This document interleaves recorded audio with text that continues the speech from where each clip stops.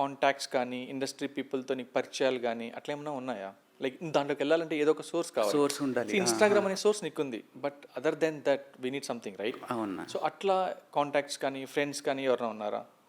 Contacts అంటే సుహాస్ అన్న ఒక్కరన్న first నుంచి. సుహాస్ అన్న నాకు, నేను అన్నకి యాక్చువల్గా ఫ్యాన్ని, యూట్యూబ్ నుంచి అతను చాయ్ బిస్కెట్లో దగ్గర నుంచి ఫ్యాన్. అప్పుడు వరుస పెట్టి అన్నకి మెసేజ్ చేసేవాడిని ఇన్స్టాగ్రామ్లో, అన్న నేను ఈ ఫ్యాన్ని, నిన్ను కలవాలి అది ఇది అని చెప్పి మెసేజ్ చేసేవాడిని.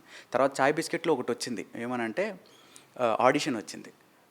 నేను ఆడిషన్ అంటే ఏమనే తెలియదు నాకు ఫస్ట్, కానీ చాయ్ బిస్కెట్ ఆఫీస్కి వెళ్తే సుహాసన్ కలవచ్చు అని చెప్పి వెళ్ళా.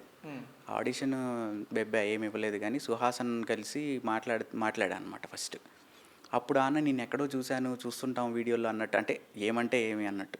తర్వాత అయితే ఏంటి అని ఒక సూపర్ మీమ్ పేజ్ ఉంది, ప్రస్తుతానికి మనోడు అండర్ గ్రౌండ్ అయిపోయాడు. సో ఆ అయితే ఏంటి మీమ్ పేజ్ అతను నా వీడియో ఒకటి పోస్ట్ చేశాడు స్టోరీలో. అది చూసి సుహాసన నాకు మెసేజ్ చేశారు, ఈ వీడియో చాలా బాగుంది అని.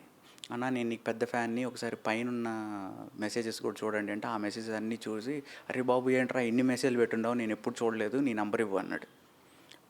మాట్లాడిన తర్వాత ఆటోమేటిక్గా సార్కాజం అవి ఇవి బాగా కనెక్ట్ అయిపోయి వీక్లీ 2 వీక్స్కి ఒకసారి టీ తాగడం అలా ఇలా. సో ఇవన్నీ కలర్ ఫోటో రిలీజ్ అవ్వక ముందు జరిగినవి. బట్ నేనేమనుకున్నా అంటే కలర్ ఫోటో ఆ తర్వాత సక్సెస్ తర్వాత ఖచ్చితంగా, అంటే ఆ అన్న రేంజ్ కానీ ఆ పాపులారిటీ అంతా మారిపోయిన తర్వాత మనిషి ఖచ్చితంగా మారుతారు. సో నాతో మాట్లాడతాడో లేదో అని నేను మెసేజ్లు చేయడం కానీ ఫోన్లు చేయడం కానీ తగ్గించా.